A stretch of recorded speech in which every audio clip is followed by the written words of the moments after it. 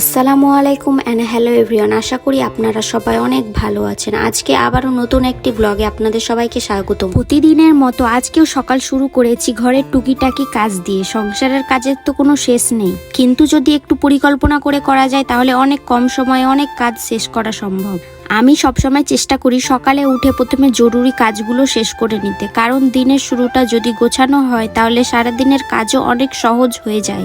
অনেকে আমাকে জিজ্ঞাসা করেন, আপু আপনি এত কাজ কিভাবে ম্যানেজ করেন? আসলে আমি একসাথে অনেক কাজ করার চেষ্টা করি না, একটা কাজ শেষ করে তারপর আরেকটা কাজ হাত দিই।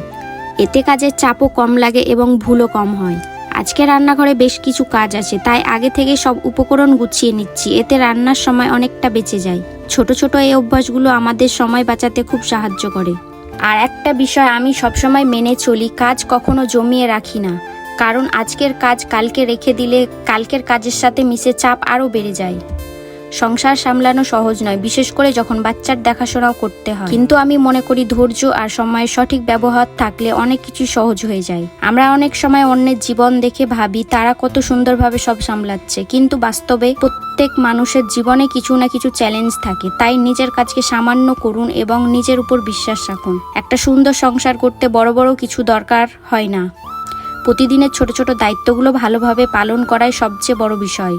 আজকের মতো আমার কাজগুলো এভাবেই চলতে থাকবে। আশা করি আমার এই ছোট্ট টিপসগুলো আপনাদের কিছুটা হলেও কাজে লাগবে। আমি আজ রান্না করছিলাম এইদিকে চিকেন, কারণ কিছুদিন থেকেই চিকেন করা হচ্ছিল না। যবে থেকে ঈদ পার হয়েছে তারপরে চিকেন তো বাড়ি থেকে একদমই আনা হয়নি, তো অনেকদিন পর আজকে বাড়িতে চিকেন রান্না হবে, তো সবাই খুব হ্যাপি যে চিকেন পাবে আজকে।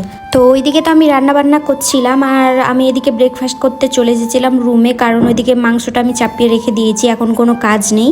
তারপরে ভাবলাম যে আগে ব্রেকফাস্টটা করে নিই, অনেকটাই দেরি হয়ে গিয়েছে, তো তাড়াতাড়ি করে আমি আগে এদিকে ব্রেকফাস্টটা করে নিচ্ছিলাম।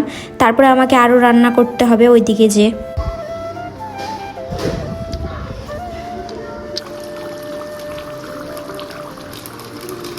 তো রান্না আমার হয়ে এসেছে, শেষে আমি এদিকে একটু মশলা দিয়ে দিলাম। এটা ছিল মিট মশলা সানরাইজের, তো ওটা দিলে পরে টেস্টটা খুব ভালো হয়, তো ওই জন্য আমি একটু মশলাটা দিয়ে দিয়েছিলাম। আর এই দেখো কত সুন্দর হয়ে গিয়েছে মাংস রান্না করা। তো মাংস রান্না করার পর আমি একটু টেস্ট করে দেখে নিই যে কেমন হয়েছে। আমার জন্য একটা আলাদা করে মাংস তুলে নিই টেস্ট করার জন্য। তারপরে তখন আমি ফাইনাল করি, যদি লবণ লাগে তো একটু লবণ দিই, না তো না লাগলে সেটাকে চুপচাপ রেখে দিই। তো প্রত্যেক দিনেরই আমার মাংস রান্না করলে আমি তো আগে টেস্ট করি।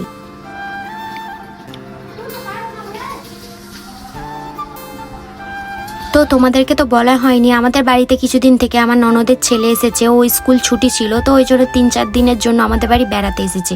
ওকে তো ব্লগে কোনো রকমভাবে দেখানো হয়নি, কারণ বাড়িতেও থাকে না, সবসময় শুধু খেলে বেড়ায়। আর ইনায়া ওর সাথে খুব খেলে বেড়াচ্ছে, কদিন থেকে আমার সাথেই থাকছে না। তো এইদিকে আমার হাত কেটে গিয়েছিল, তো ওই জন্য আমি এখানে হ্যান্ডি প্লাস্টার লাগাচ্ছিলাম। আমার রান্না করতে গেলে হাত আমার কাটবেই পুড়বে, এটা তো আমি তোমাদেরকে বলেছি। তো প্রতিদিনের মতো আজও হাতটা কেটে গিয়েছে, তো কাজ করতে খুব অসুবিধা হচ্ছে আমার। তো যখনই কাটে তখনই এই পানি দিলে পারে বা ঝাল কিছু হাত দিলে পারে প্রচণ্ড পরিমাণে ব্যথা করে, তো ওই জন্য হ্যান্ডি প্লাসটা মেরে রেখে দিলাম যেন কোনো কিছুতে অসুবিধা না হয়। ভাত খেতেও খুব অসুবিধা হচ্ছে কারণ ডান হাতে কেটেছে।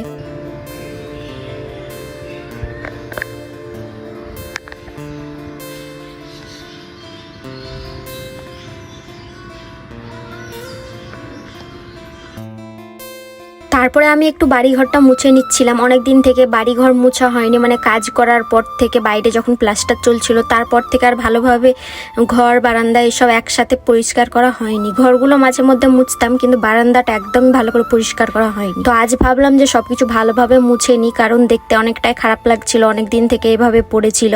তো আজ বারান্দা ঘর সব একসাথে মুছে নিব, তাহলে একটু সুন্দর হবে, না তো দেখতে প্রচণ্ড পরিমাণে খারাপ লাগছে। আর প্রচুর ধুলাবালি হচ্ছে বাড়িতে, মানে যেখানে কেউ হাঁটাহাঁটি করছে সেখানে কাদা হয়ে যাচ্ছে, পায়ে পায়ে বাইরে থেকে ধুলো আসছে, আর মুছছি তখন কাদা হয়ে যাচ্ছে। তো কোনোভাবে বাড়িঘর পরিষ্কার করে রাখা যাচ্ছে না, মানে যতই মুছছি ততই কাদা হয়ে থেকে যাচ্ছে।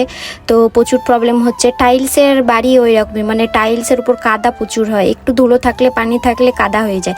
কিন্তু আগে যখন আমাদের বাড়িতে টাইলস ছিল না তখন এতটা পরিমাণে নোংরা হতো না, এত কম পরিষ্কার করতাম তাও সুন্দর হয়ে থাকতো। কিন্তু এখন এত পরিষ্কার করি তবুও মনে হয় যে চারিদিকে যেন নোংরা হয়ে আছে, ধুলোবালি পড়ে আছে আর কাদা কাদা হয়ে থাকছে।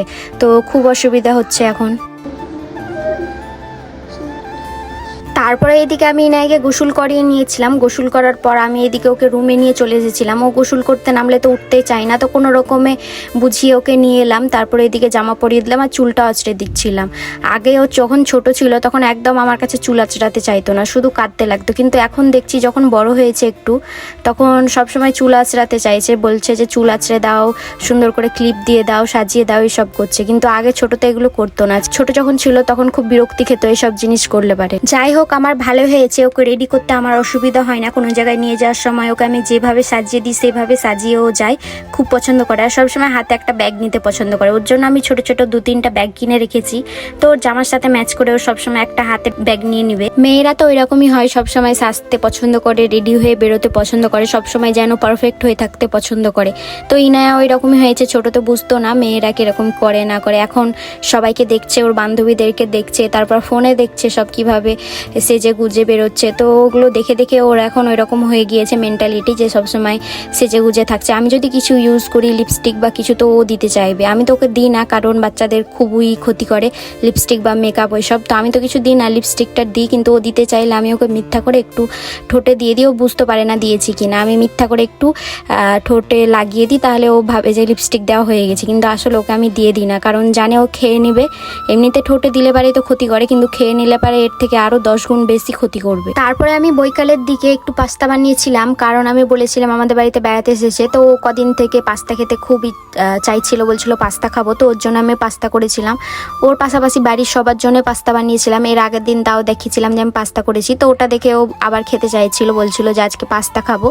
তো ওর জন্য আবার আমি আজকে বানালাম পাস্তা। ইনায়াও খুব খেতে পছন্দ করে, মানে যখন থেকে বলেছি যে আমি বানাবো, তো আমাকে বারবার এসে বলছে যে কখন পাস্তা বানাবে, চলো তাড়াতাড়ি করে বানাও, আমি খাবো। তো তাড়াতাড়ি করে আমি বানিয়ে নিয়েছিলাম, মানে সন্ধ্যা হতে দেয়নি, বৈকালের দিকে আমাকে তাড়াতাড়ি করে পাস্তা বানা করিয়েছে ইনায়া। তো এ দেখো বসে বসে কত মজা করে খাচ্ছে এখানে। তো আজকের ব্লগটা এখানে শেষ করছি। দেখা হচ্ছে পরবর্তী নতুন এক ব্লগে। Tata, by.